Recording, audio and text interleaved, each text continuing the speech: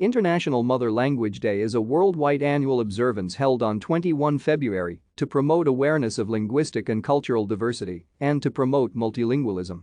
First announced by UNESCO on 17 November 1999, it was formally recognized by the United Nations General Assembly with the adoption of UN Resolution 56/262 in 2002. Mother Language Day is part of a broader initiative to promote the preservation and protection of all languages used by peoples of the world as adopted by the UN General Assembly on 16 May 2007 in UN Resolution 61/266, which also established 2008 as the International Year of Languages. The idea to celebrate International Mother Language Day was the initiative of Bangladesh.